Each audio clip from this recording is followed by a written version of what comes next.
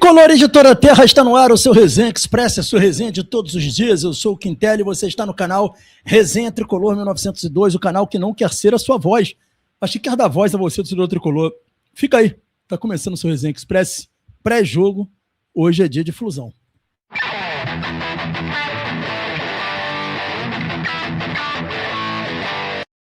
Resenha Express voltando, e eu peço aos amigos e às amigas para não esquecerem de se inscrever no canal, ativar o sininho das notificações, deixar o like fazendo isso, se você quiser o YouTube, que esse conteúdo é legal e ajuda a gente a chegar mais longe. Pedir também para não esquecerem do hype, galera. O hype é muito importante. O hype, você vai pegar esse vídeo e vai entregar para muito mais tricolores. Então, deixa o seu hype nesse vídeo e nos ajuda a ir longe, tá bom? Fica aqui o pedido encarecido a vocês. E a gente começa falando de Fluminense, a gente tem algumas coisas para trazer aqui para vocês. Eu vou começar de uma forma mais light, né? Falando de negociação, né? O Flu estaria negociando com um jogador argentino. E quem é esse jogador argentino aí que o Fluminense está negociando? Né? A Central Fluminense trouxe aqui a matéria do César Luiz Merlo, né? Que é um especialista em transferência sul-americana, e vamos aqui no site da Central Fluminense dar uma olhada, e tá ele falando aqui, ó, de acordo com César Luiz Merlo, né, o Fluminense negocia a compra do volante Matias Galarza, tá, do Talleres de Córdoba. Não é o Galarza que jogou no Vasco, tá, galera? Esse aqui é outro Galarza, eu vou falar um pouquinho depois sobre ele aqui para vocês. Ó, o Fluminense mantém sua postura cautelosa no mercado, enquanto disputa a final da Copa do Brasil, tá? Mas os bastidores vão se movimentando, né? Segundo César Luiz Merlo, especialista no mercado de transferência da América do Sul, Fluminense e Atlético Mineiro iniciaram conversas pela contratação do meio-campista Galarza, né? De acordo com a reportagem, o Flu e o Atlético dialogam com o clube argentino, tá? E aí eu vou falar para vocês aqui sobre o Galarza rapidinho, que é o seguinte, galera, aqui o que eu sei sobre ele, porque eu acompanho, hoje não muito, né, mas eu acompanho muito a Liga Argentina em 2023, 2024, e o Galarza, ele surgiu para o futebol, se eu não estou enganado, em 2021, mas sem muito sucesso ali no Argentino Júnior. Em 2022, ele faz um grande campeonato pelo Argentino Júnior, e em 23 ele se transfere para o Genk da Bélgica, e aí lá na Bélgica ele não vai bem, acaba virando reserva, aí volta, só que dessa vez para o Talleres, né? E no Talleres ele é eleito, já em 2024, o melhor volante do Campeonato Argentino. E é novamente eleito o melhor jogador da posição em 2025, o que desperta interesse não só dos clubes brasileiros, como também do Boca, River Plate, parece que teve manifestado interesse no jogador. É um jogador de 24 anos, ele lembra muito Facundo Bernal pela estatura, ele é altão, ele tem 1,86 m, se eu não estou enganado, lembra muito Bernal nisso, mas eu acho ele mais dinâmico que o Bernal.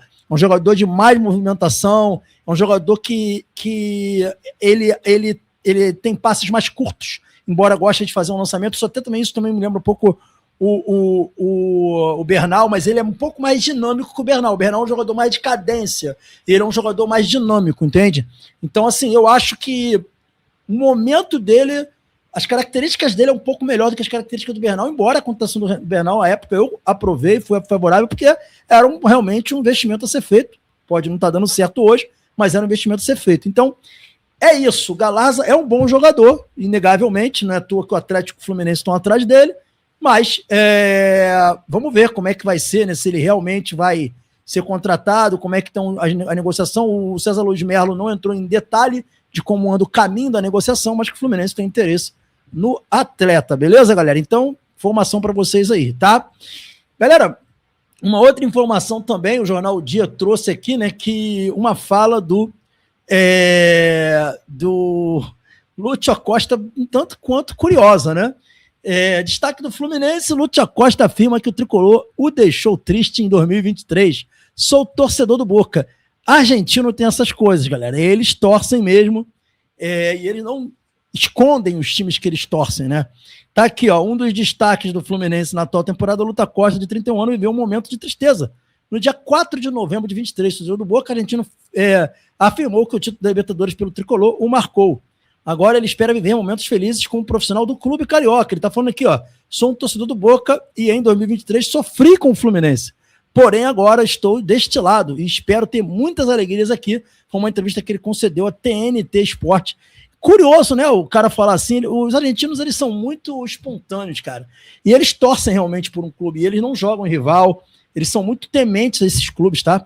E ele falou mais, a TNT, ó, a participação na Libertadores e também na disputa no Mundial de Clubes, claro, tudo isso foi uma grande motivação para eu aceitar esse desafio de jogar no Fluminense, tá falando dele aqui, ele falou TNT, e eles são assim, eles são muito envolvidos com os clubes que os revelam, eles têm uma relação de respeito com esses clubes, né? Você não vê o Cano com o Lanús, como é que o Cano trata o Lanús, enfim, muito interessante.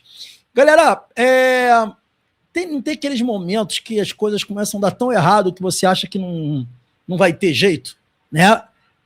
Então, um pouquinho antes, né, praticamente um dia antes da grande partida que o Fluminense vai ter contra o Vasco, né, no caso, hoje, isso aconteceu ontem, essa notícia foi dada ontem, embora eu acho que isso daí já vem de um bom tempo, foi revelado que o Fluminense revelou, na verdade, né, que o clube tem agora, que o time tem agora 2 desfalques, não 1. A gente já sabia que o Soteldo dificilmente jogaria, né, mas além do Soteldo, tá, que já estava fora, o Fluminense também perdeu Hércules com a contusão no músculo adutor da coxa esquerda, aquela suposta contusão que não houve, segundo o Zubeldia, que já tinham afastado, né, de um jogo contra o Grêmio. E o jogador voltou depois, ficou no banco, e aí, os setoristas perguntaram para ele por que o Hércules não estava jogando e estava jogando no Nonato, e ele disse que era uma opção técnica. E parece que a opção não era técnica. Aquilo que ele sentiu lá, que os caras falaram que não era nada, era uma contusão na coxa, no músculo adutor da coxa, e agora está revelado aí que o Hércules está fora da partida decisiva de hoje contra o Vasco. É lamentável, né, que o Hércules esteja fora, um jogador que eu acho muito importante. O Nonato, na minha opinião, é um bom jogador, mas o Hércules é muito mais jogador que o Nonato.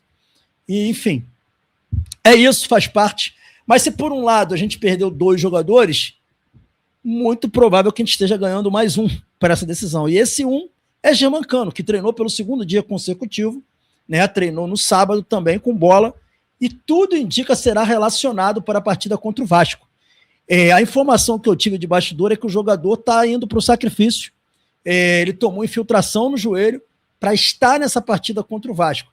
Agora, a decisão não é mais uma decisão do Cano, uma decisão da comissão técnica junto com o departamento médico, porque há os riscos inerentes a uma tomada de decisão como essa, sabe? Será que ele tem condição de atuar mesmo?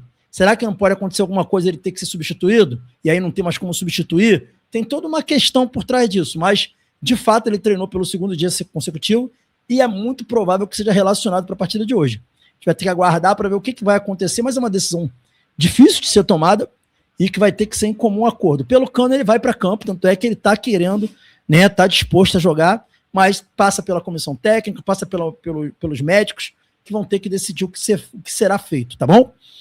Galera, para fechar o nosso Resenha Expresso de hoje, a gente traz uma outra informação agora também sobre a partida, ainda nesse rumo do pré-jogo. A gente estava analisando o time do Vasco, que vai a campo. O Vasco não vai ter nenhuma mudança, é o mesmo time que enfrentou o Fluminense na primeira partida. E o técnico Zubeldia também parece que está satisfeito. Vai com o mesmo time que jogou a última partida, né? Nenhuma mudança. Então eu nem preciso falar, né? Inclusive o Nonato, que agora com a contusão do Hércules está garantido como titular. A única mudança, que é uma grande mudança, que vai trazer uma grande diferença, é a volta do Canóbio. Mas o Merdeiro vai estar jogando, o Freitas, o grande artilheiro, né? O Everaldo vai estar jogando. Assim, é impossível ganhar por causa disso? Não. A gente já ganhou grandes adversários, fizemos grandes atuações com eles em campo. O que a gente pedia de mudança era no sentido de criar um fato novo para dar mais confiança também para o torcedor e ao estádio, para também dirimir os riscos, né? A contenção de risco. Não tem um tal da contenção de risco? A contenção de risco, ela existe em toda a profissão. Existe na medicina, existe um professor dando aula, existe uma manutenção de uma máquina. Sempre existe a contenção de risco. E o Fluminense parece que não está disposto a fazer uma contenção de risco. E vai arriscar, literalmente, para essa partida contra o Vasco. Eu espero que Deus abençoe a gente consiga vencer, que o Freitas faça a melhor partida dele com a camisa do Fluminense, que Deus abençoe o Freitas, que essas atuações ruins do último jogo façam com que ele tenha mais preocupação em não falhar e consiga jogar bem. E é isso que a gente pode esperar. A gente não tem muito o que esperar nesse momento, senão torcer para que essas coisas aconteçam desse jeito, como eu falei. E é isso, galera. É o Fluminense com o mesmo time. E vamos torcer para que tudo dê certo aí contra o Vasco, tá bom? Lembrando para vocês que o pós-jogo aqui no canal, o jogo é 8h30 da noite, né?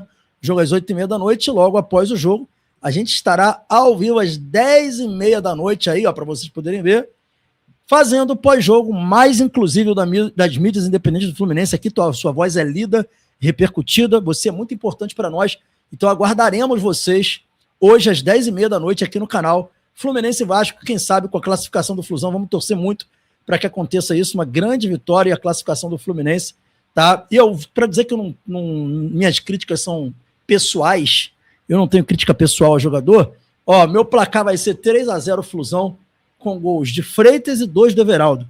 Anota aí. Saudações tricolores, fiquem com Deus e até o nosso próximo vídeo. Valeu, galera, até live de mais tarde, né? Valeu.